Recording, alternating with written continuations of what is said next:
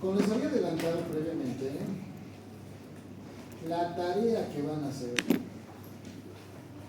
los mapas mentales visualmente, le van a sacar un screen una vez lo hayan finalizado y lo van a mandar a la plataforma. No les voy a sumar más trabajo, básicamente es eso lo que vamos a hacer en la plataforma. Le saco una fotito, la mandan a la plataforma y yo le voy a dar una retroalimentación. Muy bien, ¿estamos? Igual, vamos a tener así actividades en la plataforma. Si les dice podcast, videos, ¿no? Igual es lo mismo, saca una foto y lo manda. Para no hacer más trabajo, así que ya no quiero saturarles tampoco estas tareas adicionales. Yo soy partidario de que la universidad tiene que hacer, tenemos que promover responsabilidades y que básicamente lo que tienen que hacer es hagan lo que tengan que hacer y lo que tienen que hacer. Ahora, ¿dónde estábamos? Vamos a avanzar un temita, no me voy.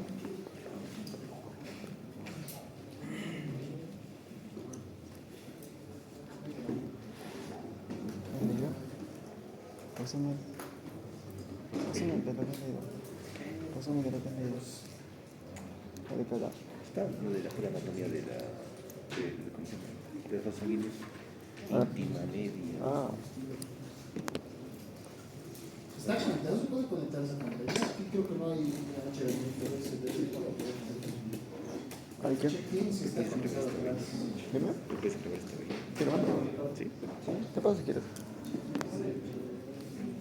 ¿Ya?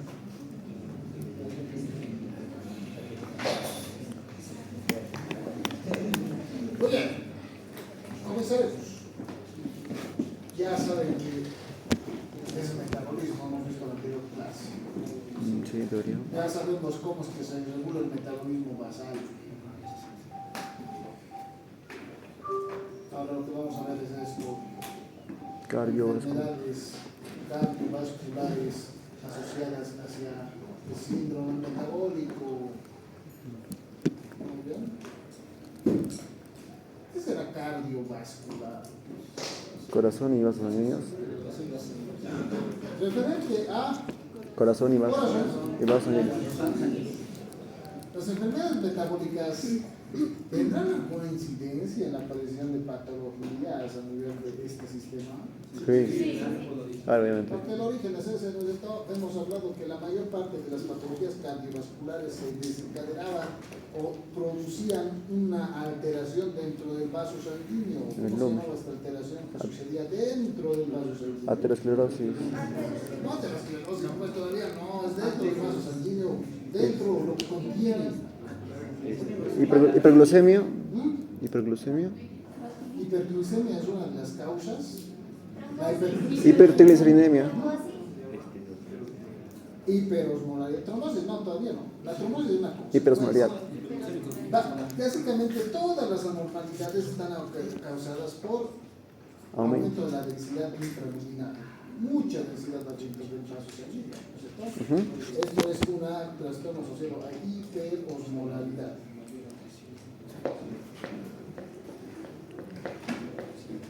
Y esta hiperosmolaridad puede estar causada por algo que hemos visto, la hiperglicemia.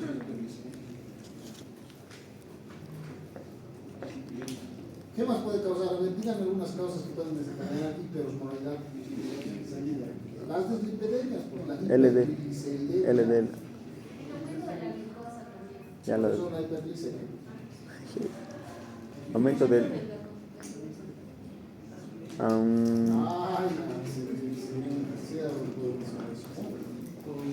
tenemos la hipercolesterolemia. colesterol, sí.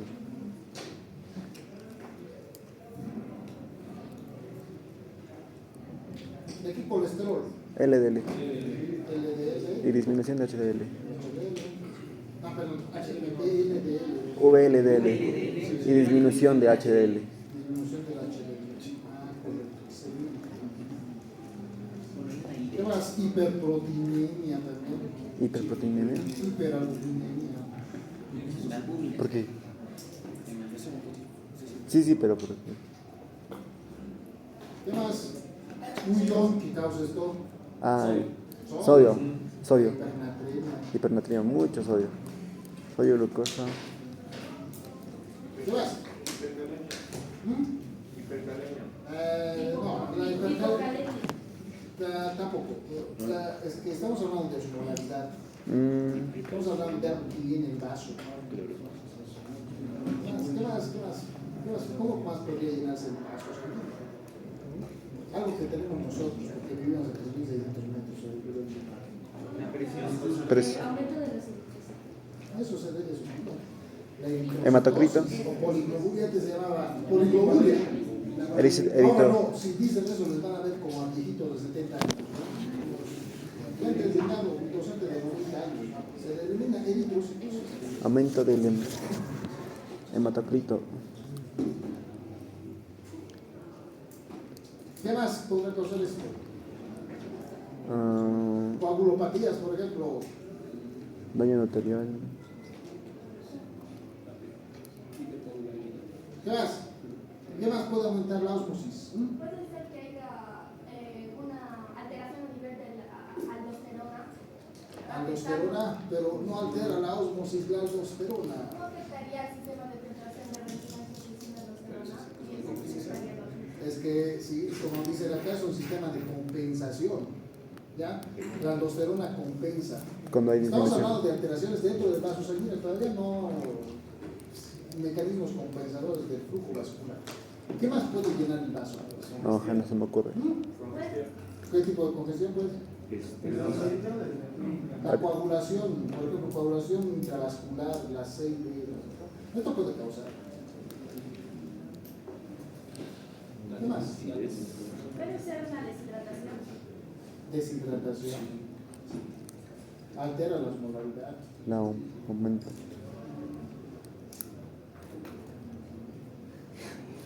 ¿Qué más? Hay uno que es causado por infecciones. La sepsis y la bacteriemia. Síndrome septicemia. Esto de manera secundaria desencadena activación del proceso Inflamatorio. una inflamación sistémica. Sí, Entonces, eventualmente la proliferación de células inflamatorias más reactentes de la fase activa, más procesos vasculares que circulan, alteran la hiperosmolaridad vascular, alteran la osmolaridad vascular, ¿no es cierto? Entonces, básicamente estamos hablando de que todos estos trastornos que hemos escrito. indicado, lo que van a producir es hiperosmolaridad vascular, ¿cierto? A la mayor cantidad de hiperosmolaridad, mientras más concentración tenemos en el medio interno, más vamos a encontrar esto, ¿no es cierto? Una anormalidad en el flujo laminar. Flujo Aquí está el vaso turbulento. sanguíneo. Voy a dibujar acá lo que sucede. Gradiente de presión. La presión osmolar se encuentra diseminada. El único regulador que tenemos aquí en el centro, el HDL, está bajo. Ahora el paciente está hiperglicémico, tiene una coagulopatía, tiene hiperglicemia, tiene hipercolesterolemia, tiene diabetes. Van a haber pacientes así que tienen absolutamente todo eso. Aparte vive en la altura, tiene microcitosis. Aparte el paciente pues está acudiendo por una patología infecciosa de mucho tiempo, está bien complicado, ¿no es cierto? No le han dado tratamiento antibiótico adecuadamente, nosotros un paciente del área rural les ha ayudado recientemente. ¿Qué vamos a ver en el vaso sanguíneo? ¿No? Vamos a ver la diseminación, la marginación de las células, ¿no? Habitualmente era así. Todas las células estaban en una sola línea en el centro, alejados del endotelio. Pero acá lo que vamos a ver es diseminación, el flujo turbulento se va a desencadenar. ¿No? Ahora, este flujo turbulento, ¿a quién va a afectar? Al endotelio. El principal afectado es la célula endotelial.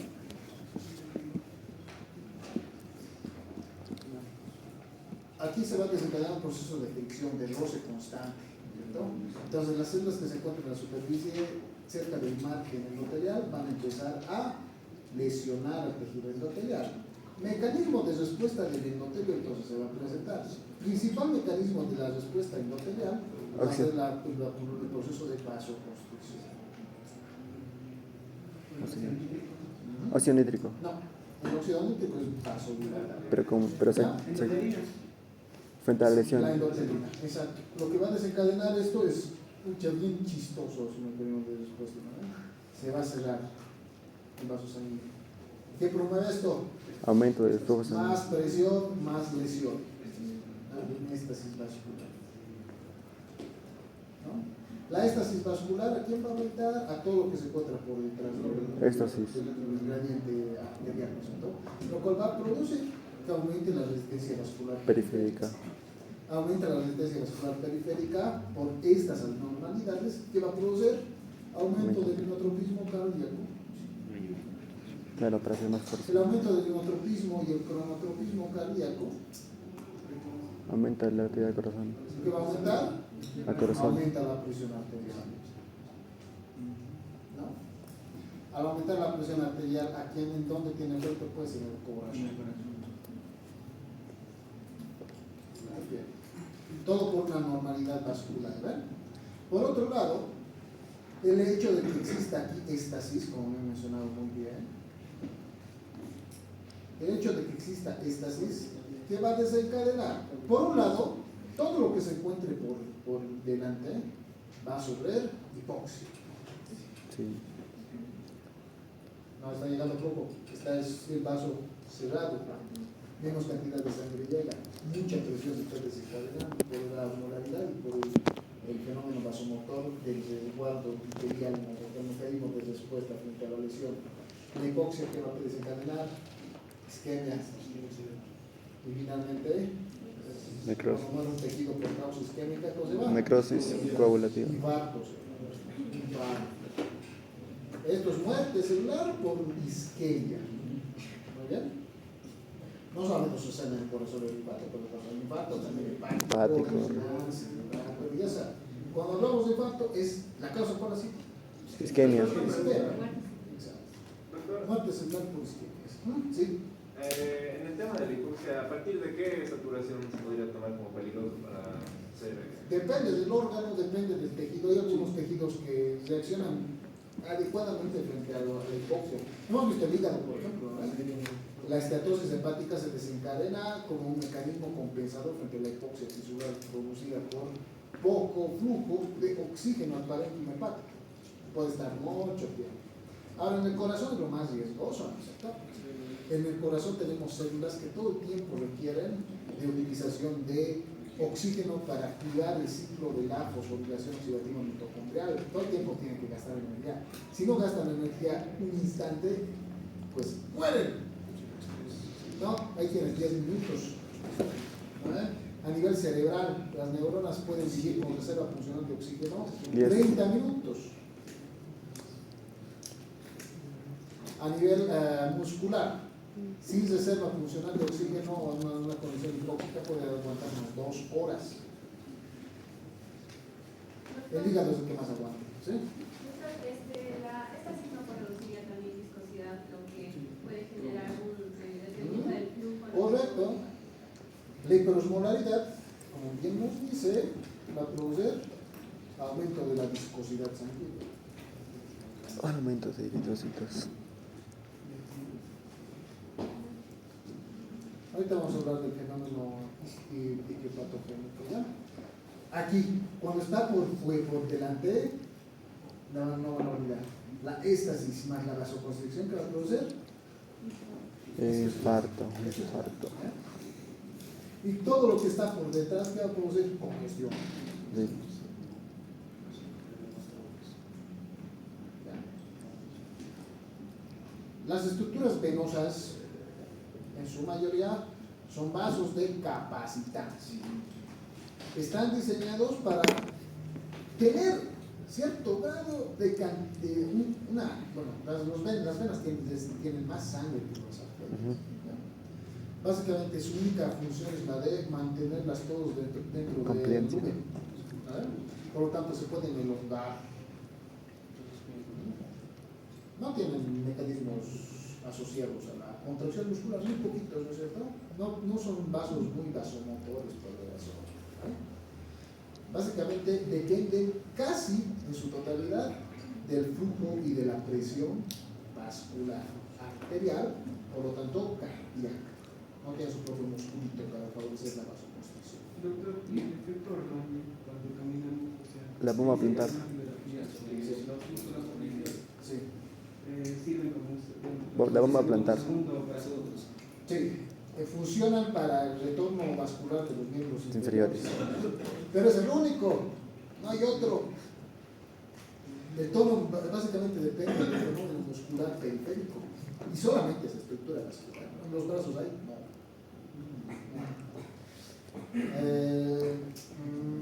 Ya. Hasta acá está todo claro. ¿Alguna preguntita? Pero disculpe, ¿puede repetir esa parte de la éxtasis más la vasoconstricción que formaría? Ya. Nuevamente, la lesión vascular va a desencadenar un fenómeno vasomotor siempre. Han visto en el anterior semestre cuando han visto trastornos hemodinámicos, hay un tema que se llama trastornos hemodinámicos frente a la lesión endotelial que hace vasos sanguíneos. Se cierra. ¿Para qué se cierra? Para producir éxtasis. ¿Y para qué desencadena la éxtasis a nivel fisiológico? Para promover la marginación de los componentes que van a coagular en la cascada de coagulación. Entonces ahí se produce la marginación. La lesión básicamente va a tener ya contacto con las plaquetas, con los trombocitos, se va a activar los trombocitos, se va a mirar la glucoproteína 1B, la glucoproteína 1B va a favorecer la unión por medio de la glucoproteína 3B2A de la trombina, ¿no es cierto? Y se van a asociar los trombocitos alrededor del cartílago hemostático primario, es la función. Acá, pues nuestro organismo no tiene forma de poder reconocer. La célula no es una célula inteligente, no tiene cerebro, no puede discernir. Caramba, esto es por aumento de los morales, por diabetes, no reacciona así. Reacciona igual para todos los fenómenos que desencadenan lesión endotelial, independientemente de la causa. Si el problema es hiperosmolaridad, el vaso sanguíneo se encuentra completamente congestivo, entonces las células tienen la capacidad de tener contacto con el endotelio, empiezan a romperlo, a rasparlo, ¿no? Es como cuando ustedes pasan por el micro, ¿no es cierto? Un micro lleno, ustedes están llenos parados. Si hay más gente que quiere ir hacia su zona, por ejemplo, les va a empezar a chocar por detrás, ¿no? Eso sucede en el endotelio. Es molesto, ¿no ve? En algunos casos lo vemos un viento, pues, los empujan. Lo mismo pasa con el endotelio.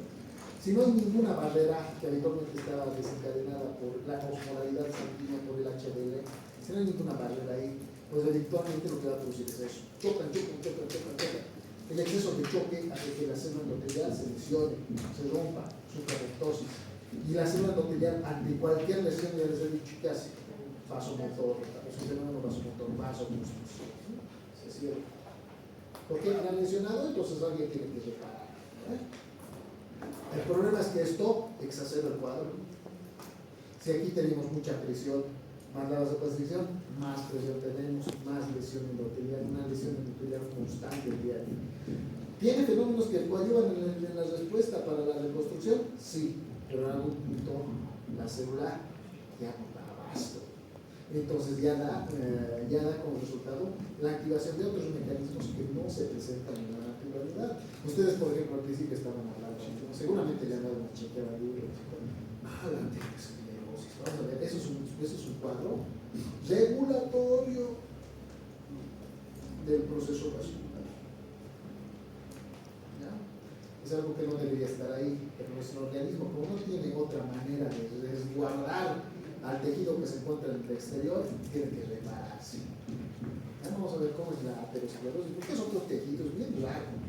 Una pregunta. Sí. Parte, tal vez la regulación de esta vasoconstricción sería por las propias células endoteliales, porque ellas mismas se van a Inicialmente, lesión, factor de coagulación, bien regular, ¿no es cierto? Factor de coagulación bien regulado. Mientras tanto, la célula próxima está activada por los factores antiogénicos de diferenciación, entonces una célula se va a su mitosis y va a ocupar el sitio de la célula lesionada. Eso habitualmente debería pasar. Vale. Pero estamos hablando de que estos trastornos de diabetes no aparecen del día a la El día de la noche a la mañana. no es rápido. No aparecen de la noche a la mañana, es del día a la mañana. De la noche a la mañana no aparece, es una patología crónica. Tarda el paciente alrededor de unos 5, 10, 20 años con un trastorno de esta vía, ¿no es cierto? En el cual tiene hiperglicemia, no se controla, no se regula. De hecho, el paciente ya está meses, ¿no es cierto? Digamos, en el mejor de los casos está meses sin tratamiento, porque nunca le habían identificado diabetes. ¿No? Entonces, evidentemente, el trastorno de hiperosmolaridad en el endotelio ya no va a dar asco, pues ya ha sido meses, muchos días por el endotelio que está tratando de aumentar su metabolismo celular para diferenciarse. En algún punto ya no es suficiente. Y entonces va a llamar ¿a quién? A las células que se encuentran en la capa superior ahí se va a comer el colesterol y inicia el proceso heterogénico. Doctor, No se va a decir en el caso de la hipernatremia, al ser osmóticamente alta, ¿no disminuiría la viscosidad de la sangre en lugar de caso contrario? Es que, la respuesta, la hipernatremia por factores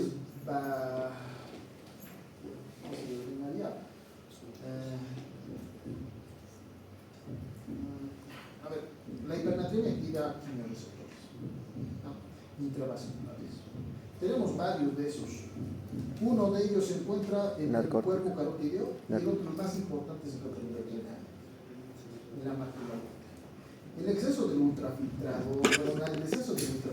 por un aumento de la osmolaridad siempre va a desencadenar, como a nivel del tejido es un factor osmolar, atrae agua. El sodio siempre va a ser un atractor de agua, siempre viene casado al agua. Entonces, si hay mucho sodio en el interior del vaso sanguíneo, aumenta la presión. Sí.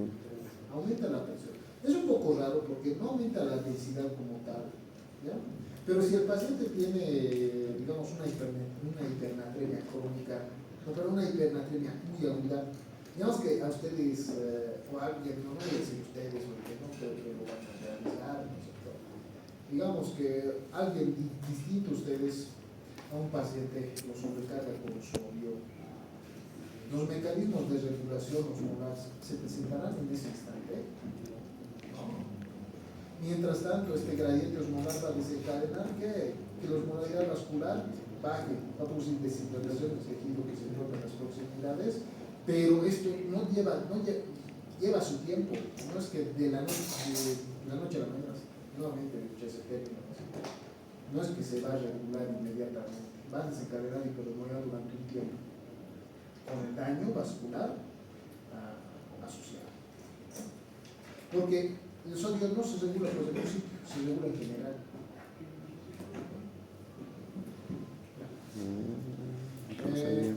¿Alguna preguntita más antes de avanzar?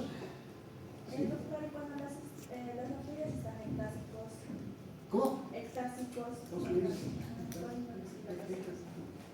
¿Las qué? ¿Qué están ectásicos? Las arterias como tal. O sea, neoformaciones vasculares. O sea, eso es otro trastorno. Ya las alteraciones vasculares asociadas a neoformación, habitualmente las arterias están bien desorganizadas en su conformación. Habitualmente son estructuras que sufren algo que no sucede en las arterias previamente conformadas, ¿no? Se llaman neurismáticas, se rompen. Mientras que estas que están formadas, en las que estamos hablando, es una arteria regular, ¿ya? Una arteria cualquiera regular, una arteriola o una arteria regular. Estos tienen mecanismos que van a impedir el proceso del aneurisma inicialmente. Los mecanismos de coagulación, los mecanismos de vasoconstricción, los mecanismos asociados a ese tejido colectivo de reparación. Mientras que, digamos, un angioma, un tumor, habitualmente son sangrantes, por eso están desorganizados. Tienen solamente capas endoteliales y capa muscular desarrollada, entonces tienden a romperse porque no tienen mucha, su pared vascular se pone poco desarrollada. Pero vamos a ver después. ¿Ya? Si está sistema nervioso, vamos a revisar bastante estos cuatro. Le voy a preguntar adicional, antes de que podamos continuar. Ya, puntos que quiero que recuerden de esto que hemos hablado previamente. El primer puntito que quiero que recuerden es que la hiperosmolaridad se encuentra asociada hacia respuesta vascular. ¿Ah? Hay respuesta. Primer punto. A ver, ponme un poco.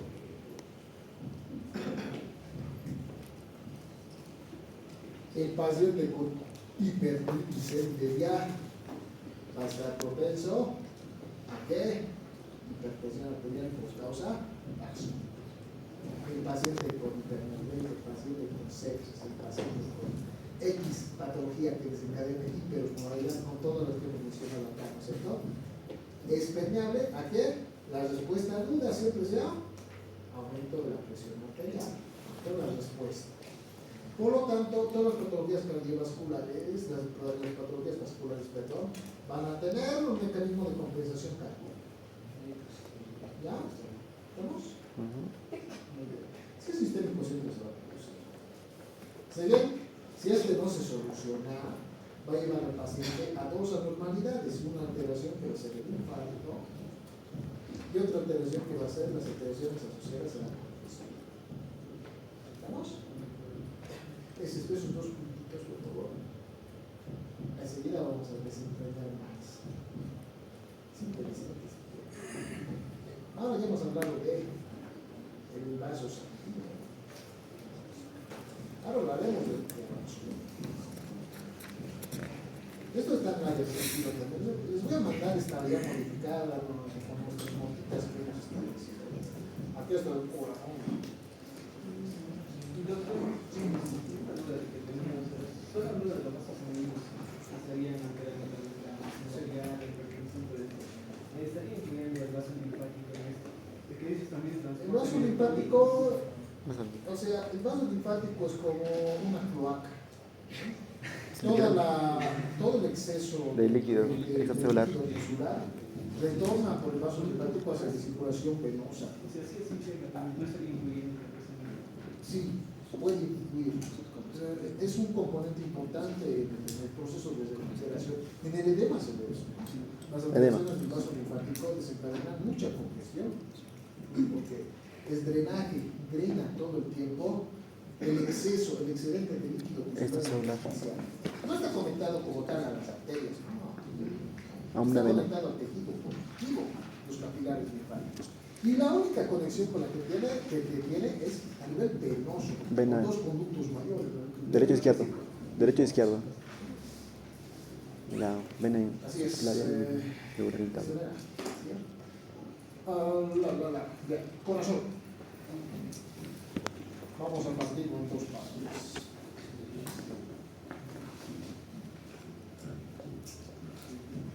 Muy bien.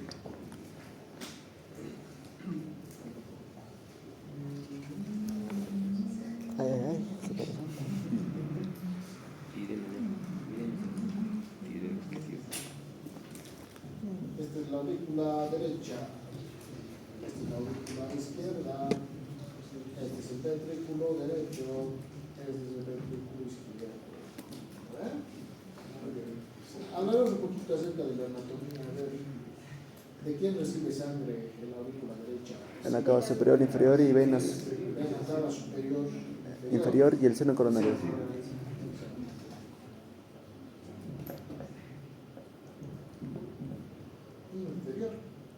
Seno coronario. Inferior. Y el seno coronario que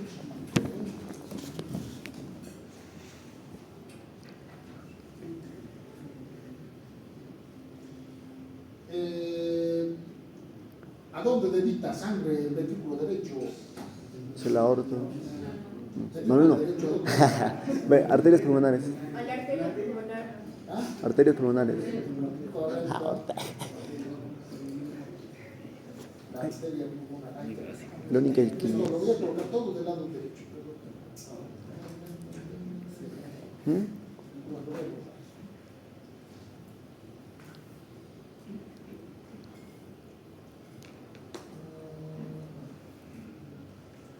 Entonces ya sabemos que va hacia arriba, pero aquí lo voy a colocar con fines didácticos. Abajo. Entonces esto se dirige hacia la arteria Pulmonar. pulmonar.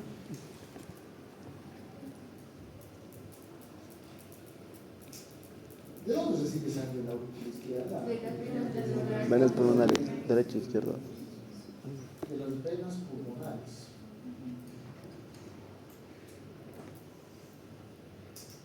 ¿Y a dónde dirige la sangre? Aorta. Izquierda. Ascendente. Hacia la aorta. Ascendente. Muy bien, básicamente esa es la interconexión. ¿No? La conexión entre estos dos, ¿Cuál? entre el ventrículo y la aurícula, va a ser a nivel del lado del ventrículo derecho, y la aurícula izquierda, ¿con quién órgano se comunica? Con el pulmón. Ajá.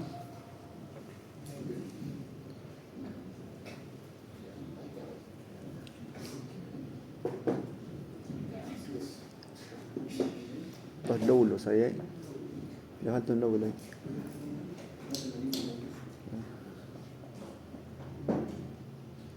Pulmones.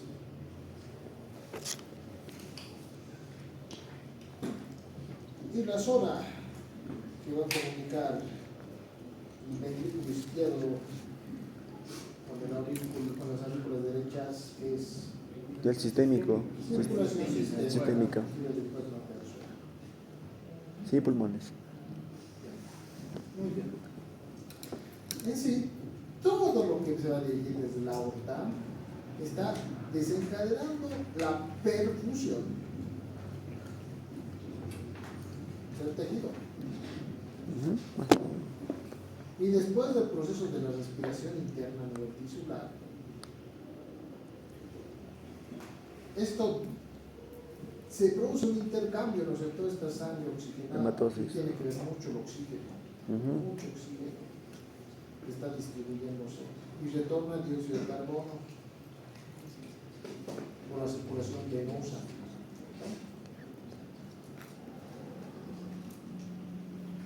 Mientras que a nivel pulmonar, todo lo que se va a dirigir hacia los pulmones desde el ventrículo izquierdo, perdón, desde el ventrículo derecho, de las arterias pulmonares, tenemos aquí dióxido de carbono, ¿no ven?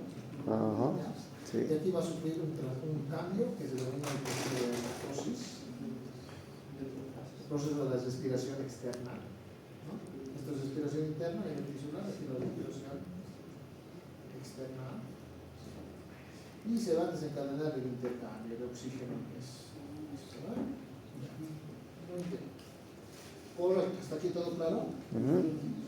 Ahora, ¿qué va a suceder? Porque aquí se produce la mayor parte de las enfermedades en estas estructuras vasculares que son ramificaciones de la aorta, que es la principal comunicadora acá. Aquí este vaso sanguíneo se encontraba así previamente, ¿no? Pero por trastornos que hemos visto previamente, ahora está así, está disminuida de tamaño y gran cantidad de osmolaridad. Eso hemos dicho que está produciendo la resistencia vascular periférica del corazón, que tiene que desencadenar entonces Más va. aumento del gasto cardíaco. Inotropismo y cronotropismo. En muchos casos es insuficiente. Aquí hay un bloqueo. Aquí hay un bloqueo. ¿Ya? Hay un bloqueo. Para que las células en la respiración interna, estas todo el tiempo están requiriendo oxígeno, entonces piden oxígeno. Esto activa vías del sistema nervioso simpático como la liberación de adrenalina, Y no la que adrenalina. estimula el aumento del gasto cardíaco. Sí. La adrenalina aumenta, las catecolaminas aumentan el gasto cardíaco. El gasto cardíaco está desencadenado por dos factores, ¿no es cierto? Por el aumento de la frecuencia Cardíaca. Y volumen sistólico. y el aumento del Volumen sistólico. volumen Sistólico. y estado, volumen de inyección.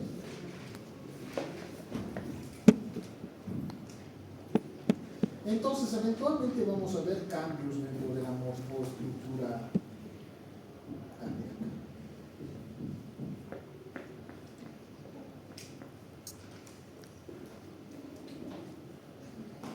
Que van a ser precedidos, ¿no es cierto? Porque estos cambios son los últimos que se presentan en el corazón. Antes de ellos tenemos que tener cambios funcionales, que son estos, precisamente, derivados del aumento de la frecuencia, aumento de la estabilización del polo. Sigue aquí esta alteración, sigue aquí esta alteración, sigue completamente congestionado. Aquí se ha desencadenado éxtasis, por lo tanto es un bloqueo. ¿Qué creen que se desencadenará en estos órganos, en el pulmón y en el sistema?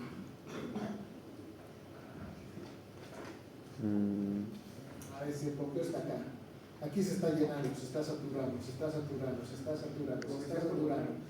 Como se satura aquí, a ver, sean observadores. Como se satura aquí, ¿quién es el primer órgano que sufre? Corazón. ¿Ah? El corazón lo sufre, ya, muy bien. Por eso cambia su estructura. Después, el segundo en sufrir. Aurícula izquierda.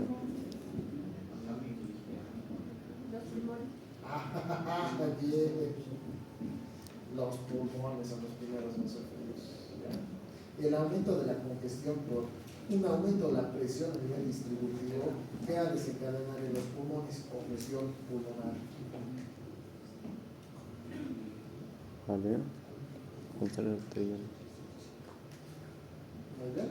Todas las alteraciones que van a desencadenar congestión pulmonar, o sea, las que vienen desde el corazón izquierdo, porque lo primero en afectarse que es corazón izquierdo, ¿no es cierto? Sí. Esto en el lado izquierdo del corazón, se van a denominar alteraciones anterógradas. Claro, lógico. Muy bien. Ya, con otro color, sí. Ya se ha afectado el pobre pulmón. Ya está afectado, ya está desencadenando ya clínica. El retorno, ¿dónde se va a ir? Caramba. ¿Quién es el tercer afectado? Ya hemos dicho. Primero era el corazón izquierdo, después pulmones. ¿No es cierto? Pulmones, aquí está. Corazón izquierdo primero. Después pulmones. Después corazón derecho. Aquí también vamos a tener alteraciones funcionales y alteraciones morfológicas, ¿ya? Todo esto se satura, pasa a la aurícula derecha y va a empezar a afectar a los órganos Hígado. que van a... correcto, muy bien, pues a los órganos que más debilitan sangre venosa. Hígado. Al hígado y al bajo. ¿Ya? Estos son los afectados por congestión. Doctor, ¿Sí? ¿no se tenía antes querido diagnóstico al seno coronario que está en el doctor corazón? Sí. No, porque el seno coronario es el que tiene que determinar el proceso de distribución. ¿Ya? Habitualmente no tiene mucha presión las Cero. vasculares coronarias, básicamente depende mucho de la diástole ventricular. ¿Ya? Están bien reguladitas, casi están resguardadas. No altera mucho la presión intercoronaria, porque imagínense si se alterara la presión intercoronaria por el paciente ante un trastorno congestivo hipertensivo, pues ya estaríamos en paro, ¿no? Esto es un trastorno bien regulado, ¿no? Habitualmente no delimita las alteraciones coronarias. Ahora, aquí vamos a ver primero las alteraciones hepáticas. Todas las alteraciones que se encuentran desde el corazón derecho hacia atrás se van a denominar, por lo tanto, Retrógradas. Retrógradas.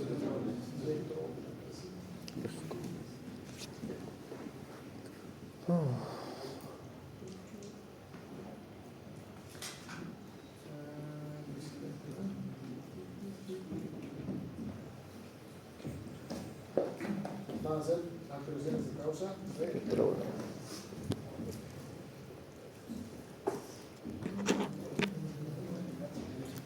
Bien. Y vamos a tener un efecto aquí adicional. Todas las estructuras celulares que se encuentren por fuera del bloqueo que van a sufrir lo que hemos visto previamente. Hipoxia. Infarto.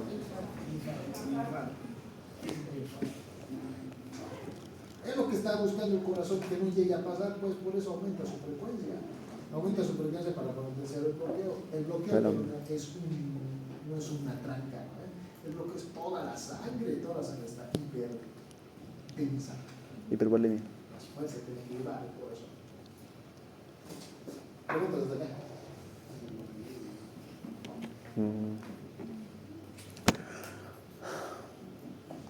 Bien. Doctor, una consulta. La aurícula derecha libera ANP. ANP, la aurícula derecha la libera, ¿no? El péptido natriauricular. Péptido La aurícula derecha libera péptido natriurético. Y el ventrículo también libera su propio El B. péptido natriurético cerebral.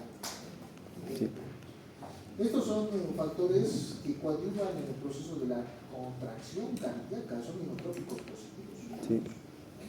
Pero no son tan relevantes como la adrenalina y las otras catecolaminas que van a promover eso, ¿no? Habitualmente estos no sirven tanto para regularizar la función, más que todo son marcadores de daño cardíaco. Como ustedes vean un corazón, un paciente que tiene un trastorno cardíaco, ya sea un trastorno asociado a isquemia o infarto, se piden estos para ver si existe lesión vascular, y esta lesión vascular se encuentra desencadenando la liberación de estos que no se liberan habitualmente. Habitualmente solamente es por catecolaminas y por glucopéptidos con acetilcolina, ¿no? ¿Hasta acá todo claro? Terminamos la introducción del tema. Tengo una pregunta. Compañero dijo sobre por qué no iba a congestionarse primero las arterias coronarias. Y esto sería por en la diástole del corazón. Se nutre de esto. Sí. Solo en la diástole se va a nutrir. Solamente se encuentra en diástole. Es que la presión básicamente eyecta toda la sangre por el lumen de la aorta. En la diástole baja la presión, entonces siempre queda un poquito de sangre que no es eyectado. Y ahí recién se aperturan los espacios, ¿no es cierto? Los espacios vasculares coronarios para nutrir al corazón. Es vital esto, porque en farmacología al siguiente semestre van a ver fármacos que tienen esta capacidad de solamente desencadenar disminución del inotropismo cardíaco en la sístole y aumenta el proceso de la diástole para que el corazón empiece a nutrirse. Entonces aumentas este tiempo y proteges al corazón, proteges la musculatura. Sí, son inotrópicos negativos. Los betabloqueantes, por ejemplo, tienen esa función. Los betabloqueantes disminuyen el gasto cardíaco. ¿Pero qué hacen al disminuir el gasto cardíaco? Al disminuir la contractilidad ventricular, ¿qué hacen? Aumentan el tiempo de la diástole. Entonces, al aumentar la diástole, pues el corazón ya no sufre tanto el efecto de la hipoxia. Estás dando un tiempo más para que se alimente de su sangre. Para ver después eso es.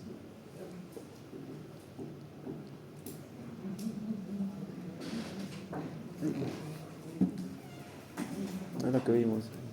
Ahora sí vamos con el tema. ¿Ya lo vimos?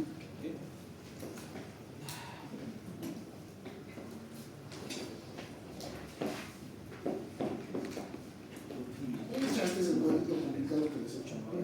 Pero está indicado todas las situaciones que van a venir asociadas al síndrome metabólico.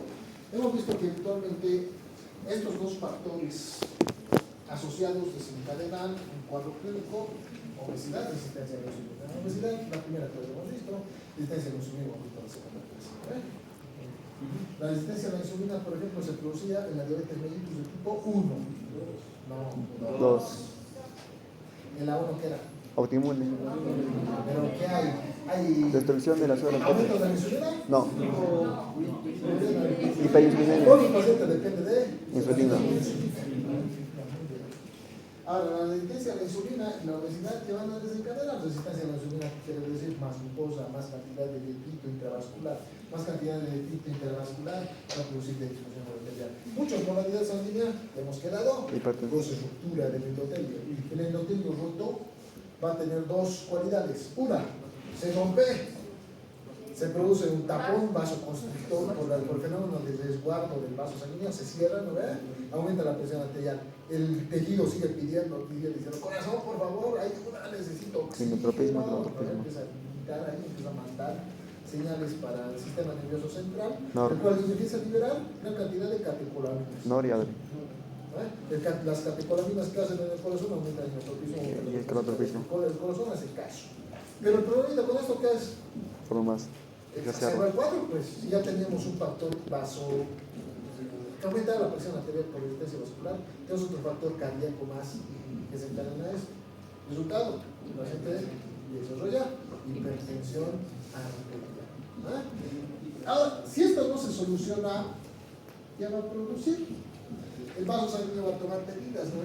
En algún punto ya llega hasta la coronilla, a la pobre semita endotelial. Ya no me puedo diferenciar tantas veces, caramba, ya han pasado 20 años. Entonces, tengo que en cierta medida resguardar el proceso metabólico de la diferenciación. Hay otro más económico, el proceso de la reparación. Ya, no sabemos eso, que se le note bien. Y entonces el tejido conectivo empieza a proliferar y produce fibrosis, produce ateroma vascular. ¿Ya? Una de las causas, ¿no? La aterosclerosis. Muy bien. Pero esta aterosclerosis también tiene otro origen, ¿no es cierto? El hecho de que exista mucha resistencia a la insulina viene asociado también a hipertrigliceridemia. El aumento de la insulina, el aumento de la glucosa quiere decir que a la célula no le está llegando glucosa, en la diabetes mellitus por lo menos, ¿no? No le llega glucosa porque no tiene receptores suficientes, porque están ocupados ¿por qué? Por triglicéridos, ¿no? Los triglicéridos se liberan también, pues, ¿por qué motivo se liberan los triglicéridos? Porque la célula está pidiendo glucosa. No entiendes razones, ¿no? Nadie le explica, no tiene la capacidad de pensar que la causa no es de la hipoglicemia, no es porque le están faltando los receptores, porque tiene mucha resistencia al receptor, sino que la causa había sido, ella considera que la causa es porque no hay glucosa. Entonces, ¿a quién llama? Adipocito, empieza a liberar, produce lipólisis. La lipólisis hace que aumente las concentraciones de glucógeno, ya está muy bien, aumenta las concentraciones de ácidos grasos, aumenta los niveles de receptores. En el tejido adiposo, en el tejido muscular, ¿qué hace? El glucógeno muscular se libera muy bien, pero también libera citolacto, lo cual promueve el proceso de acidosis. Y las cetonas también. ¿Ya? Entonces ya tenemos más ácidos grasos libres producidos. Los ácidos grasos libres del adipósito empiezan a liberarse, lo cual va a desencadenar un perfil lipídico heterogéneo. Pero no es la principal causa. La principal causa de la heterogenia y el factor lipídico es el paciente que no cambia pues de hábitos, ¿no? El paciente ya tiene diagnosticada diabetes, no hace caso, sigue consumiendo un montón de grasas, un montón de azúcar, ¿no es cierto? Entonces lo cual va a aunar más, va a aumentar el perfil heterogéneo. Ahora, la heterogenia, una vez que el vaso sanguíneo se ha dado por vencido, ¿no? ya no quiere regenerarse, ahora quiere repararse, va a desencadenar que toda la grasa que se encontraba en la superficie cerca del lugar empiece a conglomerarse en la capa subendotellar. Resultado, tenemos ateroma. Y después, como se fibrosa por la reparación del vaso sanguíneo, ateroesclerosis. Ese es el ciclo evolutivo de la aterosclerosis. Ya, el aterosclerosis es un trastorno de toda la pared. ¿Ya? Muy bien. Excelente. Ya tenemos aquí la aterosclerosis. Por el otro lado, la hiperinsulinemia, pues intolerancia a los glúcidos, de alimentos tipo 2 y todos los fenómenos que van a determinar, ¿no? Lo cual tiene la asociación, la elevación del perfil del aterogénico, como ya hemos hablado previamente, la aterosclerosis, porque todavía persiste, ¿no es cierto?, la hiperglicemia, sigue la lesión vascular, y por lo tanto el paciente que va a sufrir, si las arterias están cerradas en el corazón, en el cerebro o en el riñón, el paciente se va a morir por hipoxia, por isquemia y finalmente se infarta el corazón, el paciente muere, se infarta el cerebro, el paciente muere, se infarta el riñón, activa mecanismos compensadores, después de mucho tiempo desarrolla insuficiencia renal hace que el paciente requiera diálisis la diálisis se desencadena, se va a dar cuando el paciente ya está muy complicado porque se encuentra con insuficiencia renal crónica, lo cual tiene efecto dentro del corazón y en la vasculatura en general, lo cual puede generar que el paciente muera más lento, ¿no es cierto? En el cerebro se desencadena isquemia, ya hemos dicho, en el hígado se desencadena isquemia, el hígado cambia, se produce primero un trastorno graso, después se fibrosa, ya no tiene la capacidad de desencadenar proteínas, de metabolizar, el paciente se complica su crisis hepática, se muere el directo. Así es. Todas las alteraciones que hemos visto previamente están asociadas a factores importantes de mortalidad. El paciente se infecta, por ejemplo, por una bacteria cualquiera, va a tener más propensión a complicarse. ¿Por qué? Afección vascular.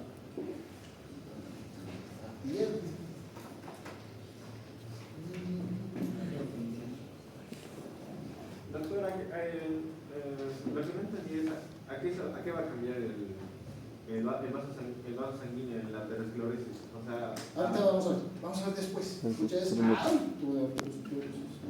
Son varias fases y todas van a comprender. Ay. El día de hoy nos vamos a abocar a esto más. La semana pasada nos hemos abocado a los celestitos. Hemos visto diabetes mellitus, dislexia en azúcar. La primera clase hemos visto los moraditos, ¿no? Ahora nos tocan los locos. Doctor, una pregunta. La hipertensión arterial siempre lo dicen las bibliografías que son factores idiopáticos, o sea, no se sabe el Sí. 10% nomás es hipertensión vera, ¿no es cierto? La hipertensión real. La mayor parte de las hipertensiones, el 90%, Idiopático. son secundarias, pero secundarias a nadie sabe qué es, ¿no? Pueden ser causantes por otras alteraciones, pueden ser factores genéticos asociados. Hay algunos pacientes que tienen propensión a hipertensión arterial, lo cual no está estudiado hasta cierto No, pero si punto. descubres la causa que No se sabe muy bien las causas de hipertensión. Ustedes también van a estar en boga. La hipertensión arterial habitualmente no es por una causa, eso se refiere.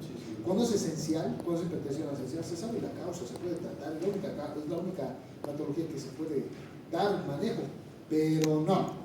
Habitualmente la hipertensión es multietiológica. En este relatito que hemos hablado previamente, hemos identificado la causa vascular, la causa luminal, la causa cardíaca. Algunos ejemplos adicionales hemos hablado de las bacterias, la hiperosmolaridad, casi 7 causas distintas de hipertensión hemos abordado y todas asociadas a un factor etiológico común. En algunos casos, estos todos se presentan a la vez, en algunos casos secuencial, uno activa al otro activa al otro activa al otro. Por eso no se trata a la hipertensión arterial, a la etiología, porque no hay cómo. ¿No ven? La hipertensión se trata solamente a la sintomatología. Mientras se solucionan los problemas de base que son multicausales. Ahora, lo primero que vamos a abordar es el corazón. Por lo tanto, tenemos que desentrañar esa palabrita que se encuentra en el título. Vamos a hablar de la cardiopatía. ¿Qué es cardiopatía? Corazón. Enfermedades corazón. Una enfermedad asociada al corazón.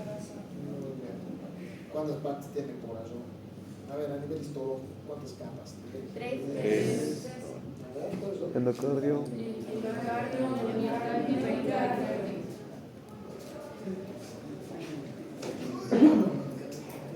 Cuando llegue cardiología, esto van a por el momento solamente les voy a dar un preludio. ¿Ya? Una probadita.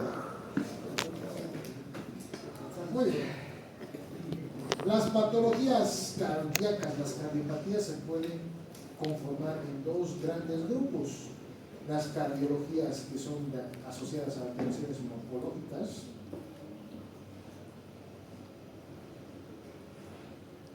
y las alteraciones cardiopáticas asociadas a procesos funcionales. A pesar de que es un órgano bien chiquito, Este órgano, yo diría así, es el segundo más importante que tenemos en el sistema. Solamente precedido por el sistema nervioso central. Las cardiopatías, por ejemplo, asociadas a esto, ¿no? Las morfológicas son por anormalidades en su estructura. Ya sea un corazón que tiene, no sé, tiene una comunicación ventricular, intraventricular, tiene la presencia de alteraciones en el proceso de fabricación, de extrocardia, alteraciones en las cuales vamos a ver, por ejemplo, alteraciones del desarrollo ventricular, también ventrículos pequeños, auriculares más grandes, tal vez la tecnología de Fallot también es una alteración estructural, precisamente, etcétera, etcétera, etcétera. Y las funcionales que eventualmente son adquiridas. Por eso les decía esto, ¿no? Las funcionales, la más que todo se van a clasificar de acuerdo a las zonas del corazón que se encuentran afectadas. Entonces tenemos aquí el miocardio, tenemos el miocardio y tenemos el pericardio. Las alteraciones endocárdicas es muy raro ver una patología clínica endocárdica porque está bien regulado y el tejido ya está especializado para responder a la presión, ¿vale? Las alteraciones endocárdicas habitualmente son las patologías valvulares, valvulopatías, etc. Por ejemplo, vegetaciones, la presencia de vegetaciones inflamatorias en la cardiopatía reumática y fibrosis que se encuentran en la región subendotelial son asociadas hacia el endotelio funcional. La enfermedad de Chagas es del miocardio. La enfermedad de Chagas afecta secundariamente al miocardio porque desencadena alteraciones dentro de las fibras nerviosas. Al haber poca cantidad de estímulo hacia el corazón, pues este empieza a dilatarse. Miocardiopatía dilatada. Las alteraciones miocárdicas habitualmente están asociadas a uno de esos, digamos, las infecciosas.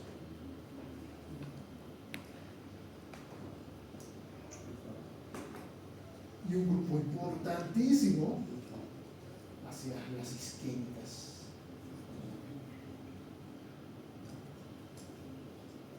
Aquí vamos a ver una patología importante, las coronariopatías. ¿Qué vamos a ver hoy también? Las coronariopatías habitualmente están asociadas a aterosclerosis.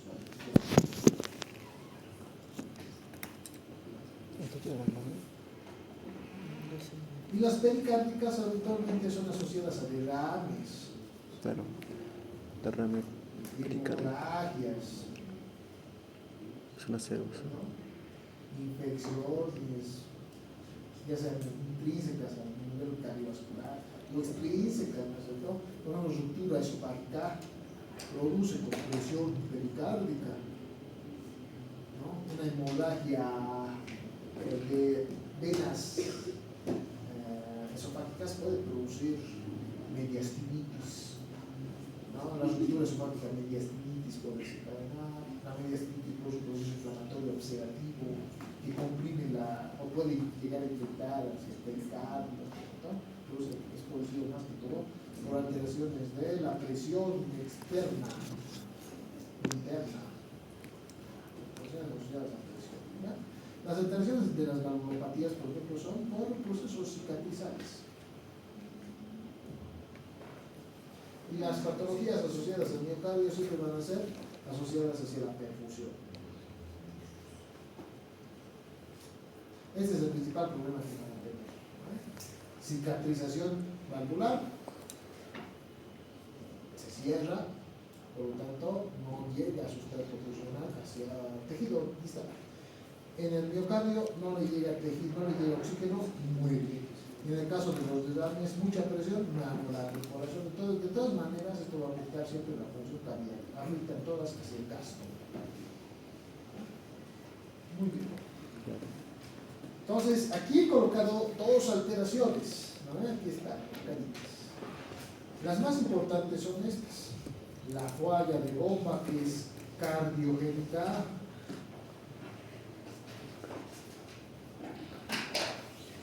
O sea, originada en dónde? Corazón. En el corazón. Y las obstrucciones de flujo, que habitualmente, ¿qué serán? Vasculares.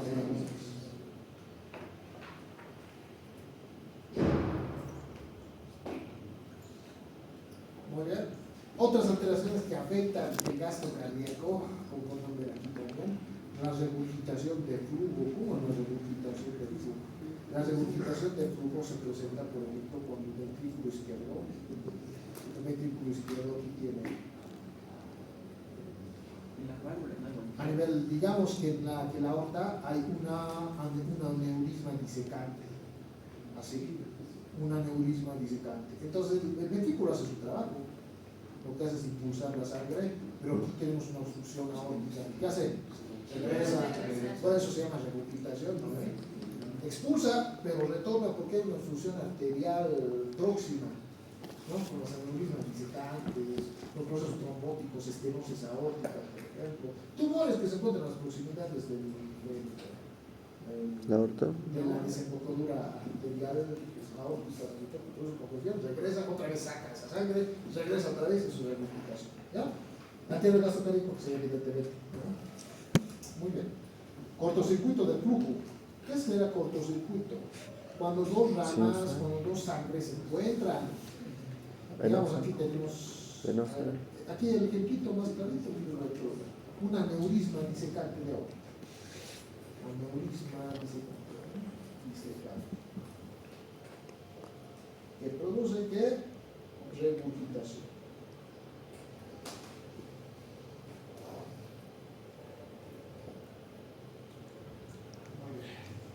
El cortocircuito de flujo habitualmente sucede en las comunicaciones.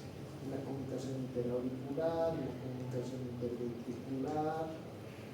También sucede en algunas condiciones anómalas aortoventriculares. El mal cierre de la fosa oval. El mal cierre de la fosa oval. Eso, muy bien, es la auricular. La auricular. Habitualmente también suceden fistilizaciones, por ejemplo, fístulas auricular,es fístulas auriculares, pulmonares, etc. Fístulas. Algo que comunique dos fístulas, algo que comunique sangre venosa, arterial con venosa. Arterial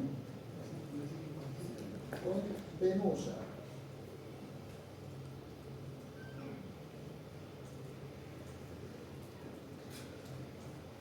Eso es el cortocircuito. ¿Afectará el gasto cardíaco? Evidentemente, también afecta el gasto cardíaco, pero más que todo la función del corazón es llevar la sangre, ya sea venosa o arterial, hacia el sitio ¿no? Trastornos de la conducción. Este es todo un tema bien interesante. Las alteraciones de la conducción están dadas por anormalidades en el sistema cardiovetor eléctrico de transporte, la disposición de la membrana, ¿no es cierto? ¿Un bloqueo sin auricular? ¿Ah? ¿Un bloqueo sin auricular? Puede ser. Ahí tenemos a los bloqueos auriculares, supraventriculares, tenemos a los bloqueos de rama, bloqueos de tenemos los bloqueos de nodo. El infarto también produce alteraciones del circuito, alteraciones del proceso de creación.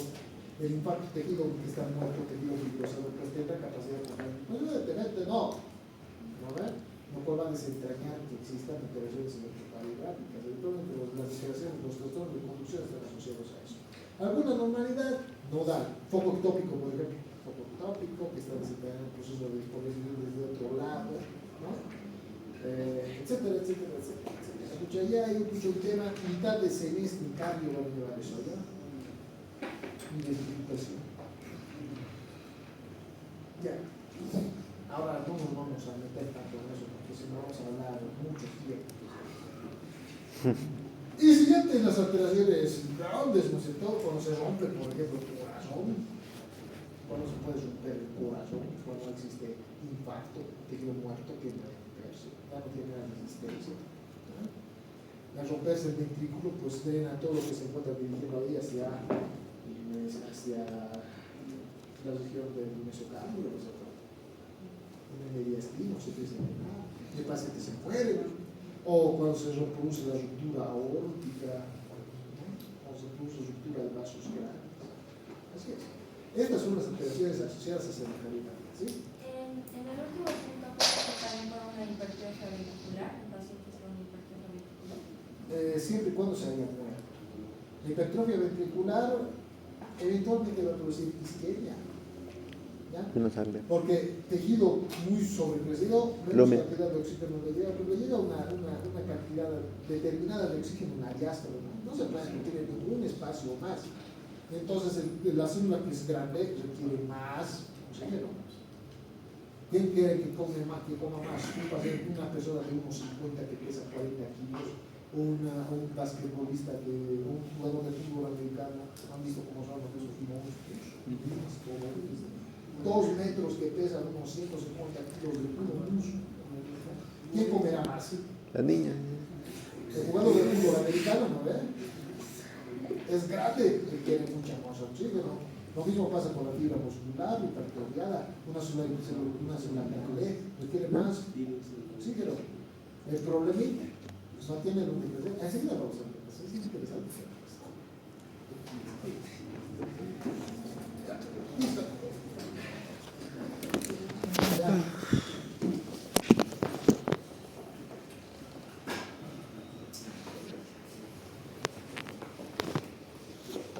Hemos dicho que vamos a tratar la patología cardíaca en los pacientes. Ponemos la causa cardiovascular congestiva. ¿Cómo hemos dicho que lo vamos a dividir?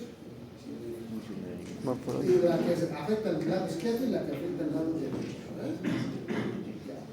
La que afecta al lado izquierdo está compuesta por anormalidades que van a surgir en la resistencia vascular periférica. Mucha presión está desencadenándose acá porque hay mucha osmolaridad. Aumenta la resistencia vascular periférica. ¿El corazón qué va a hacer en consecuencia? Aumenta su actividad. Aumenta la fuerza de contracción, o sea, el miotropismo. Y Y aumenta la frecuencia. cronotropismo. ¿Saben los superpoderes del corazón? Sí, son 5. Fenotropismo, cronotropismo.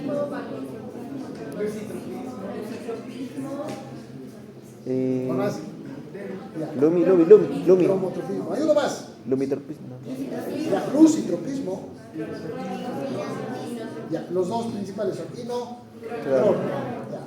Tenemos Bat- lucitropismo, capacidad de relajarse. Luz. Batmotropismo, capacidad de excitarse como uno solo, de funcionar como uno solo. Y dromotropismo. ¿Nos faltó uno más? ¿Cuál es el sexto? El automatismo cardíaco. Son 5 más 1, el automatismo cardíaco. Oh. Ahora, oye, hay que afectar frecuencia y cuánto empieza a latir más fuerte, ¿no? Por lo tanto, la disfunción, ¿dónde sucede? ¿En diástole o en sístole? Ya, sístole. Sístole. Sucede en sístole. La disfunción sistólica va a desencadenar que en el tejido que no está debilitando oxígeno, va a sufrir hipoxia y isquemia. Y en todo lo que se encuentra detrás del proceso de la obstrucción, va a desencadenar congestión e hipertensión. Muy bien, correcto. Del otro lado, del corazón derecho, básicamente la causa de la afección del corazón derecho siempre va a ser el izquierdo. Muy raras veces desde este lado nomás. Las alteraciones, las obstrucciones que se encontraron de este lado de manera arterial, como hemos visto la ruta trasera, ¿no es cierto? Afecta corazón, afecta pulmón, regresa, afecta corazón derecho. Así era. Afecta corazón derecho. La disfunción aquí es completamente diastólica. ¿De qué depende la diástole? Relajación. A ver, aquí hay algo interesante. A ver, hipertensión, para que puedas reconocerlo, es interesante. Lo voy a difundir así.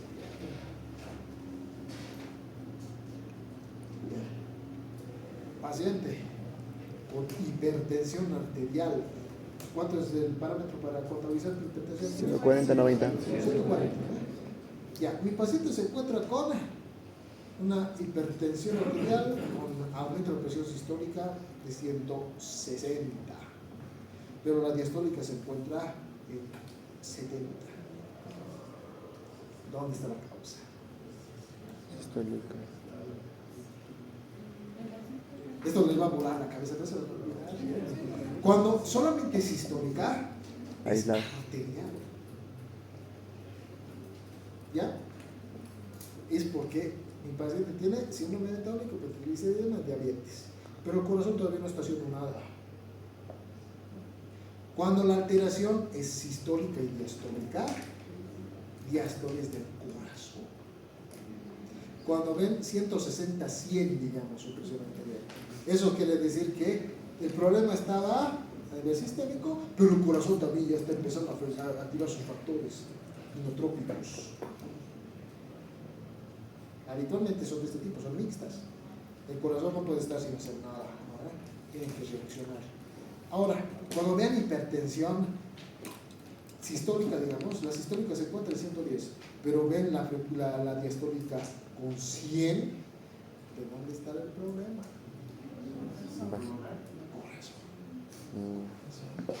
Por eso, la alteración retrógrada ya quiere decir que el corazón se encuentra dañado. Diástole siempre van a asociar a corazón.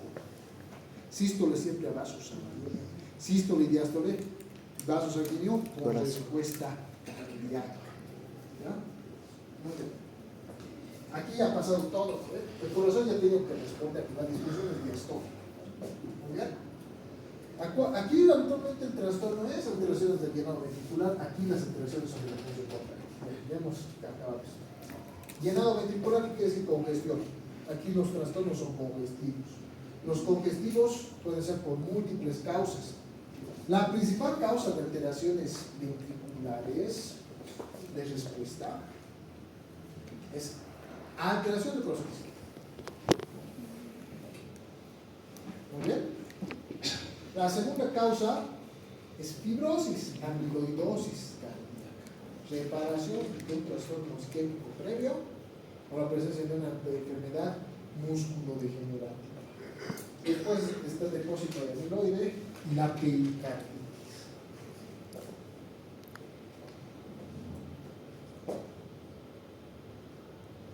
¿Se entendió?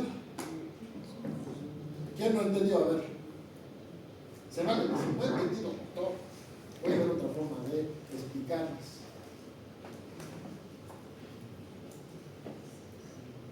¿De verdad se entendido? Sí. ¿De verdad todos? Muy bien, súper. ¿Sí? Se ganó su punto. Punto por decir no sé, Ay, no sé, doctor. pero tiene que ser aquí en la clase, algo que podamos aprovechar todos. Muy bien. ¿Cuál es el estimulador de activar la función contráctil cardíaca?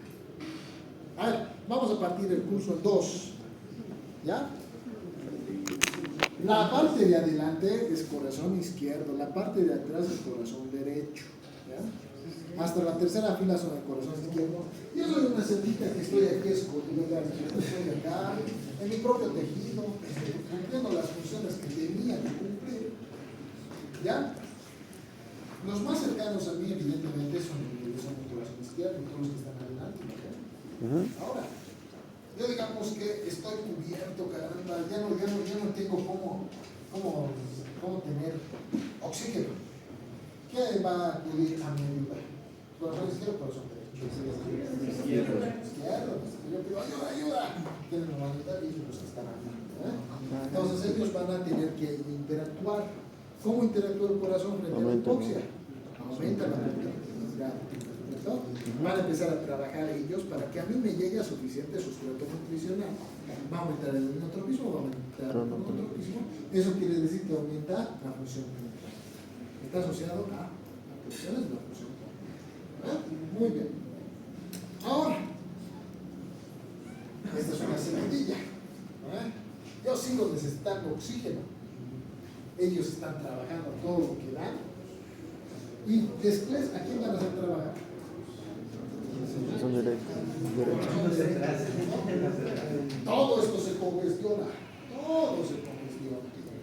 El corazón derecho, por esa razón, siempre las causas, la principal causa de afecciones del corazón derecho, ¿cuál es? Izquierda. Corazón izquierdo. ¿Ya? Después, el resto de las alteraciones son por falta de comunicación. Si aquí coloco un muro entre los dos, ¿se van a poder comunicar? La fibrosis. Finalmente, si ustedes se quedan aquí asignados en un espacio bien circunscrito, van a poder latir, digamos, van a poder... No, peritonitis. La causa principal de las alteraciones del corazón izquierdo siempre va a ser una solita que pide ayuda, ¿no puedo desencadenar, aumento de la contractilidad miocárdica izquierda.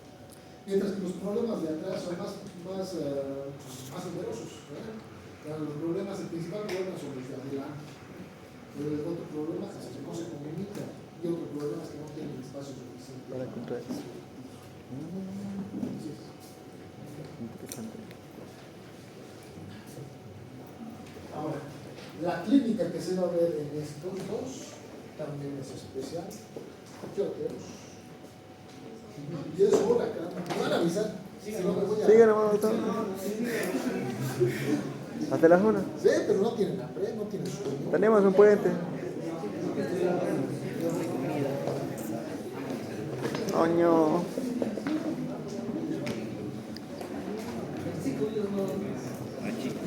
Hasta esto, esta cosita más, esto no. Esto vamos a ver. Ya. Acá. Todo lo que aplica al corazón, desde el ventrículo izquierdo, que son ustedes de adelante, va a desencadenar trastornos en un solo órgano en la mayoría de los casos. Hígado. ¿Cuál era? Hígado. No. No. ¿Cómo? Pulmón. La patología anterógrada del corazón izquierdo, pulmonar. La patología retrógrada del corazón derecho, Hígado. congestión, hígado, vaso y tejido celular. Y tejido celular intersticial. Pero vamos a ver después. Ahora, si pueden, si quieren y si gustan, hay un criterio clínico para identificar alteraciones asociadas a la insuficiencia cardíaca, o sea, disfunción de la función cardíaca. ¿Ya? Si quieren, me hacen una tareita, les digo. Son parámetros para detectar insuficiencia cardíaca. Se denominan los criterios de Framingham. Así se escribe Framingham.